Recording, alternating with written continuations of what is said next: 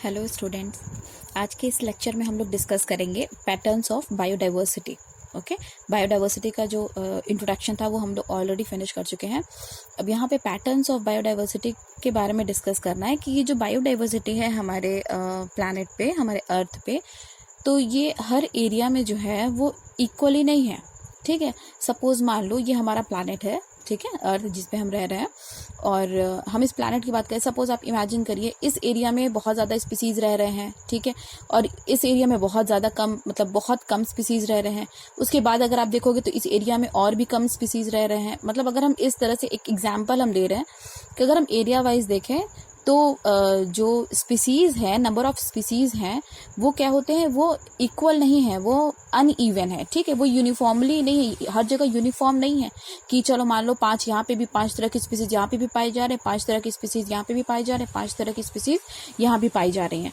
ठीक है, तो ये मतलब ऐसा है ही नहीं कि मतलब नंबर ऑफ स्पीसीज जो डिस्ट्रीब्यूट है हमारे प्लैनेट पे वो इक्वल नहीं है, वो यूनिफॉर्म नहीं है। वो कैसा है, वो अनइवन है। अनइवन है मतलब कहीं कम है और कहीं ज्यादा है। तो ये पैटर्न्स हमें डिस्कस करना है बायोडाइवर्सिटी का। तो ये आपके एनसीईआरटी में यहाँ पे 2 पैटर्न्स दिए हुए हैं। एक दिया हुआ है आपका लैटिट्यूडनल ग्रेडियंट्स और दूसरा जो दिया हुआ है वो आपका स्पीसीज एरिया रिलेशनशिप्स है। ठीक है, तो लैटिट्यूडनल ग्रेडियंट्स में क्या देखना है कि अगर हम लैटिट्यूड को देखते हैं, लैटिट्यूड अगर आपको याद हो, लैटिट्यूड लॉन्गिट्यूड जब आप जूनियर क्लासेस में पढ़ते हो, सपोज मान लो ये अगर हम पूरा ग्लोब को अगर हम ये आप मान लीजिए कि ग्लोब है, ठीक है, ये ग्लोब है और आपको पता है यहाँ पे क्या होना है, यहाँ पे ये पोल्स होते हैं। ठीक है, ये पोल्स होते हैं। यहाँ पे कौन से पोल्स हैं, यहाँ पे 90 डिग्री नॉर्थ कहलाएगा और यहाँ पे क्या कहलाएगा, 90 डिग्री साउथ। ठीक है, तो ये आपके पोल्स हो गए। और ये जो लाइन जाएगा जो एकदम मिड से जाएगा इस तरफ, इसको हम क्या कहेंगे, ये जाहिर सी बात है अगर ये 90 डिग्री है, ये 90 डिग्री है, तो यहाँ पे क्या होगा, यहाँ पे हो जाएगा आपका 0 डिग्री। ओके, और इसको ही हम क्या कहते हैं, इसको हम इक्वेटर कहते हैं। अगर आपको याद हो तो ये हमारा क्या हो गया, ये हो गया इक्वेटर। ओके, इक्वेटर हो गया। अब हम और भी ऐसे क्या बोलते हैं, अगर हम इसमें लैटिट्यूड के बारे में अगर हम बात कर रहे हैं, लैटिट्यूड, तो एक सपोज मान लो एक ये लैटिट्यूड, ये हो गया, ये हो गया, ये हो गया। ठीक है, सपोज अगर ये 90 डिग्री है और यहाँ पे 0 डिग्री है, तो यहाँ पे क्या हो जाएगा, यहाँ पे 30 डिग्री हो जाएगा, यहाँ पे आपका 60 डिग्री हो जाएगा। 30 डिग्री क्या हो जाएगा, ये नॉर्थ साइड में है ना, तो ये आपका क्या हो जाएगा, 30 डिग्री नॉर्थ हो जाएगा, यहाँ 60 डिग्री नॉर्थ हो जाएगा। ठीक है, अब आप यहाँ पे देखोगे, अब आप साउथ की तरफ आ रहे हो, यहाँ पे 0 डिग्री है, तो यहाँ पे क्या हो जाएगा, 30 डिग्री साउथ हो जाएगा और यहाँ पे 60 डिग्री साउथ हो जाएगा। ठीक है, तो अब सी अभी तो हम सिर्फ लैटिट्यूड को देख रहे हैं कि मतलब हम सिर्फ लैटिट्यूड के बेस पे देखें कि जो स्पीसीज का जो डाइवर्सिटी है, जो स्पीसीज का डिवीजन है, जो स्पीसीज प्रेजेंट है हमारे प्लैनेट पे, वो किस तरह से प्रेजेंट है, किस जगह पे, किस एरिया में वो बहुत ज्यादा पाई जाती है। ठीक है, तो देखो यहाँ पे दिया हुआ है कि इन जनरल, अगर हम जनरली बात करें तो क्या है कि species diversity decreases as we move away from the equator towards the poles. ये इक्वेटर है आपका और ये क्या है, ये पोल है। तो कह क्या रहा है कि अगर हम जनरली देखें, जब हम इक्वेटर से पोल्स की तरफ जाएंगे तो स्पीसीज कैसा हो जाएगा, वो डिक्रीज होता जाएगा, डिक्रीज होता जाएगा। इट मीन्स यहाँ बहुत ज्यादा स्पीसीज पाई जा रही है, ठीक है, फिर उनसे भी कम पाई जा रही है, फिर उनसे भी कम पाई जा रही है, फिर उनसे भी कम पाई जा रही है, फिर उनसे भी कम पाई जा रही है। ठीक है, तो कहने का सेंस है कि जनरली क्या होता है कि जब हम इक्वेटर से पोल्स की तरफ मूव करते हैं, चाहे हम इधर की तरफ मूव करें नॉर्थ की तरफ, चाहे हम साउथ की तरफ मूव करें, ठीक है, मतलब इक्वेटर की तरफ क्या होगा कि स्पीसीज, नंबर ऑफ स्पीसीज बहुत ज्यादा पाई जा रही है। और जैसे जैसे हम पोल्स की तरफ बढ़ते जाएंगे वैसे वैसे स्पीसीज क्या होंगी, वो डिक्रीज होती जाएंगी, वो घटती जाएंगी। ठीक है, तो यहाँ पे फ्यू एक्सेप्शंस दिए हुए हैं। अब आप यहाँ पे देख लो, ठीक है, सपोज यहाँ पे क्या दिया हुआ है कि with very few exceptions tropics, ये एरिया जो होता है वो आपका क्या कहलाता है, देखो यहाँ पे ये आपका ट्रॉपिक कहलाएगा। ठीक है, ये आपका टेम्परेट रीजन कहलाएगा, ये आपका पोलर रीजन कहलाएगा। अगर आपको याद हो तो ये एरिया, यहाँ पे जितने भी रीजन है, इस रीजन को हम क्या कहेंगे, ट्रॉपिकल रीजन, फिर आपका टेम्परेट रीजन आ जाएगा, फिर आपका पोलर रीजन आ जाएगा। फिर वही चीजें यहाँ पे भी टेम्परेट हो जाएंगे और यहाँ पे भी पोलर रीजन हो जाएंगे। ठीक, तो ये क्या कह रहा है कि यहाँ पे देखो ट्रॉपिक्स, ठीक है, लैटिट्यूडनल रेंज, ये ट्रॉपिक हो गया आपका, और लैटिट्यूडनल रेंज क्या दिया, 23 डिग्री 5, ठीक है, 23.5 डिग्री नॉर्थ। तो 23 आपका मेरे ख्याल से अगर 0 से 30 है तो 23 आपका यहीं कहीं आएगा। ठीक है, ये नॉर्थ की साइड की बात हो रही है बच्चा, 23.5 डिग्री नॉर्थ, ये आपका आ गया 23.5 डिग्री नॉर्थ यहाँ हो गया। अब उसके बाद टू 23.5 डिग्री साउथ, तो यहाँ पे साउथ ये हो जाएगा। ये कह रहा है कि इस एरिया में जो है यहाँ पे स्पीसीज जो है वो बहुत ही ज्यादा पाई जाती है। ठीक है, यहाँ पे देखो दिया हुआ है। अब एग्जाम्पल यहाँ पे दिया हुआ है कोलंबिया का। ठीक है, Colombia located near the equator, जो कि देखिए कोलंबिया तो जस्ट यहीं पे एकदम समझ लो, कोलंबिया का लोकेशन जो है वो बिल्कुल इक्वेटर पे ही है। अब यहाँ पे स्पीसीज डाइवर्सिटी आप देखिए कोलंबिया में क्या है, यहाँ पे सिर्फ बर्ड्स का एग्जाम्पल लिया गया है। तो जब आप यहाँ पे देखेंगे कोलंबिया में कि यहाँ पे कितने बर्ड्स की स्पीसीज पाई जा रही है, तो यहाँ पे 1400 स्पीसीज पाई जा रही है बर्ड्स की। कोलंबिया जो कि कहाँ पे है, बिल्कुल इक्वेटर के पास है, तो यहाँ पे देखो ज्यादा पाई जा रही है। ठीक है, लेकिन जब आप क्या बोलते हैं, जब आप बात करोगे न्यूयॉर्क का, जो कि 41 डिग्री नॉर्थ है। ठीक है, 41 डिग्री नॉर्थ मतलब ये आपका 30 हो जाएगा, और यहाँ ये कम से कम मतलब एग्जैक्टली यहाँ पे। ठीक है, तो यहाँ पे देखो कोलंबिया था, अब यहाँ पे नॉर्थ है, तो अब बर्ड की स्पीसीज जो है वो कोलंबिया में ज्यादा पाई जाएगी कि नॉर्थ में ज्यादा, यहाँ पे क्या बोलते हैं न्यूयॉर्क में ज्यादा पाई जाएगी, वो कोलंबिया में ज्यादा पाई जाएगी। क्यों? क्योंकि कोलंबिया कहाँ है, इक्वेटर के पास है। ठीक है, वो बिल्कुल ट्रॉपिक रीजन है हमारा। अब यहाँ पे देखो आप लोग, यहाँ पे कितनी स्पीसीज पाई जा रही है न्यूयॉर्क में, जो कि 41 डिग्री नॉर्थ पे है, 41 डिग्री नॉर्थ।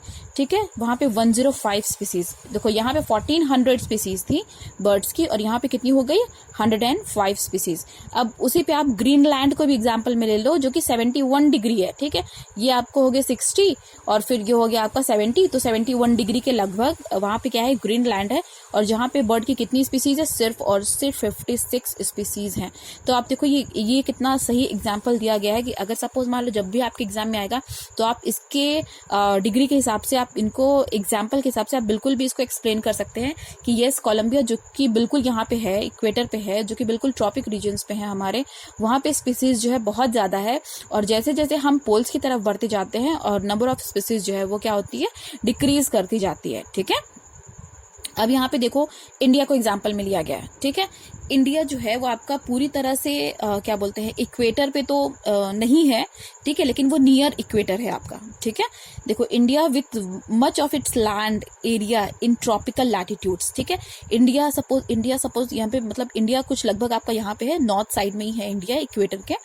तो जब आप इंडिया को देखोगे तो ज्यादा से ज्यादा एरिया जो है इंडिया का वो कहाँ पे है आपका, मतलब वो ट्रॉपिकल लैटिट्यूड्स में है।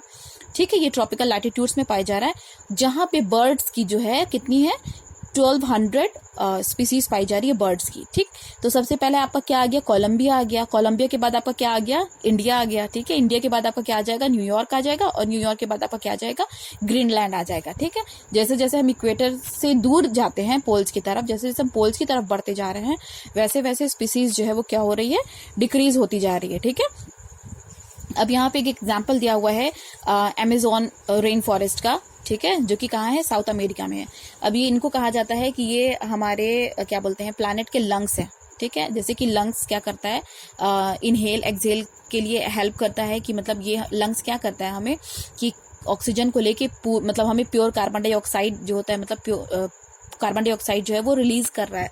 ठीक है, तो अब ये अमेज़न को क्या बोला जा रहा है कि मतलब पूरा ये अमेज़न फॉरेस्ट जो है वो हमारे प्लैनेट का लंग्स है। कहीं ना कहीं जो फ्रेश ऑक्सीजन रिलीज हो रही है हमारे प्लैनेट पे, इसमें अमेज़न फॉरेस्ट का बहुत बहुत बड़ा रोल है, क्योंकि अमेज़न फॉरेस्ट जो है यहाँ पे बहुत ज़्यादा डाइवर्सिटी देखने को मिलती है, चाहे वो प्लांट्स के हो और या फिर वो एनिमल्स के हो। ठीक है, तो जब आप यहाँ पे देखोगे अमेज़न की स्पीसीज के बारे में, इनकी बायोडाइवर्सिटी के बारे में डिस्कस करेंगे, तो यहाँ पे क्या लिखा हुआ है कि यहाँ पे हम सिर्फ अमेज़न के बारे में डिस्कस कर रहे हैं। ठीक है, वहां पे कितना है कि वहां पे 40,000 स्पीसीज ऑफ प्लांट्स पाई जा रही है। ठीक है, 3,000 जो है सिर्फ फिशेस की हैं, 1,300 बर्ड्स की हैं, 427 मैमल्स की हैं।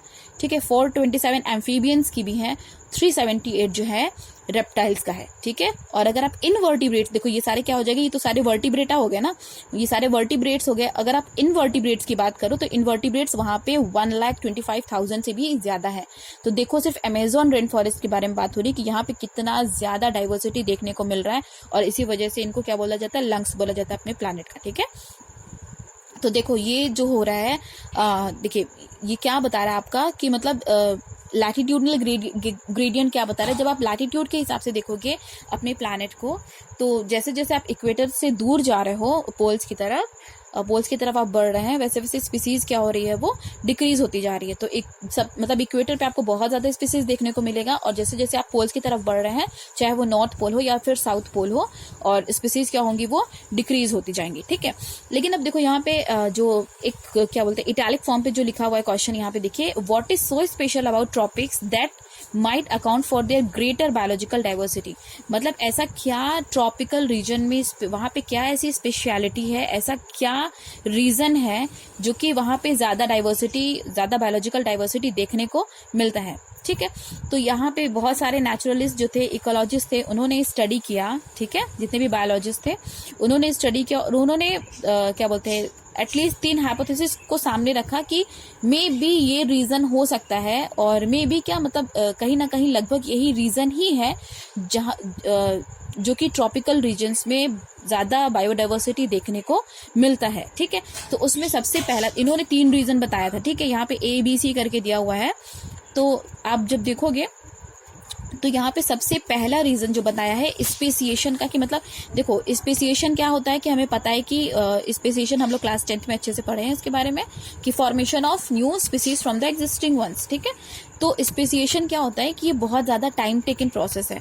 ऐसा नहीं है कि क्या बोलते हैं आज रिप्रोडक्शन हुआ और मतलब वेरिएशन थोड़ा दिखा और नेक्स्ट ही जनरेशन में हमको तुरंत स्पेसिएशन देखने को मिल जाएगा, ऐसा नहीं है। ठीक है, स्पेसिएशन देखने के लिए क्या होता है कि हमें बहुत ज्यादा दिन की, मतलब बहुत दिन क्या हम बोलें कि कम से कम मिलियंस ऑफ ईयर्स लग जाते हैं मतलब स्पेसिएशन प्रोसेस को पूरा कंप्लीट करने के लिए, मतलब एक नई स्पीसीज को फॉर्म करने के लिए।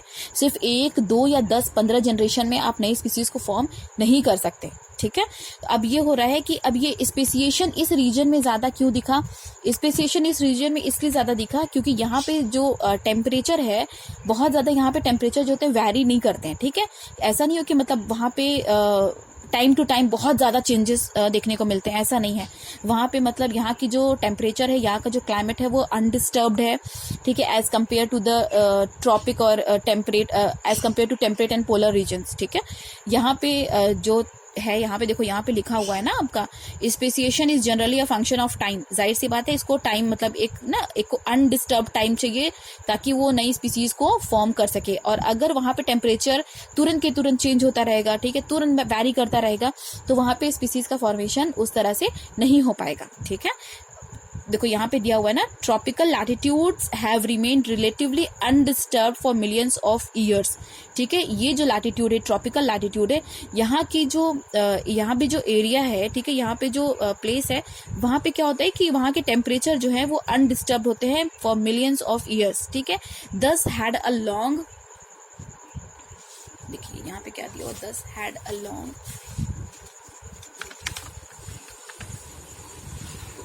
देखिए ये दिया हुआ ना, yes, evolutionary time for species diversification. अब आपको पता ही है कि स्पीसीज को फॉर्म करने के लिए क्या करना है हमें, कि मतलब ना किसी चीज को अनडिस्टर्ब, मतलब बिल्कुल डिस्टर्ब ही नहीं करना है, छोड़ देना, ताकि वो मतलब धीरे धीरे अपना काम, अपना फंक्शन दिखाते रहें।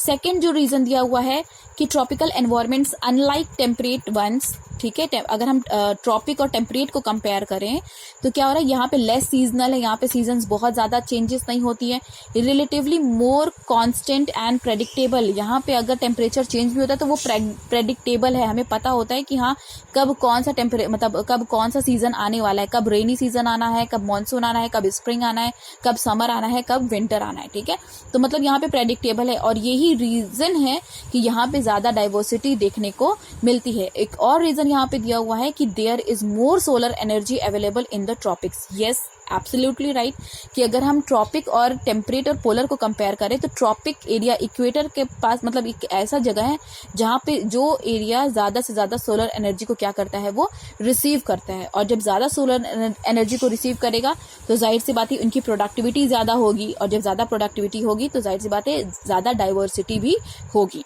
ठीक है, तो ये जो है पैटर्न्स ऑफ बायोडाइवर्सिटी, यस, एक ये बहुत सही पैटर्न है बायोडाइवर्सिटी का, जो है लैटिट्यूडनल ग्रेडियंट की लैटिट्यूड के बेस पे किस तरह से स्पीसीज जो है यहाँ पे नंबर ऑफ स्पीसीज जो है किस तरह से ये वैरी कर रही हैं। ठीक है, जो कि इक्वेटर पे बहुत ज्यादा है, और जब आप इक्वेटर से पोल्स की तरफ आप बढ़ेंगे तो स्पीसीज जो होती है वो धीरे धीरे क्या होती है, वो डिक्रीज होती रहती है। जैसे यहाँ पे भी दिया हुआ था, यहाँ पे कोलंबिया का दिया हुआ था, फिर इंडिया का दिया हुआ है, फिर न्यूयॉर्क का दिया हुआ है, फिर ग्रीनलैंड का दिया हुआ है। ठीक है, ये बर्ड्स का एग्जाम्पल लेके वहाँ पे बता दिया गया है कि हाँ, जब आप मूव करोगे तो स्पीसीज जो है वो क्या हो रही है, वो डिक्रीज कर रही है। ठीक है, और क्या रीजन है यहाँ पे, ये 3 रीजन दिए हुए एनसीईआरटी में, आप इनको अच्छे से देख लीजिएगा, इसको लर्न कर लीजिएगा। और होप कि मतलब ये वीडियो आपको समझ में आए। और नेक्स्ट वीडियो में हम डिस्कस करेंगे स्पीसीज एरिया रिलेशनशिप्स के बारे में, जो कि ये भी एक जो है पैटर्न है बायोडाइवर्सिटी का, कि किस तरह से जो है ये जो है बता रहा है कि स्पीसीज जो है अलग अलग एरिया में प्रेजेंट है और किस तरह से ये डिवाइड किया गया है। ठीक है, होप ये आपको पसंद आओ। Okay children, till then wait for next video. Take care, thank you.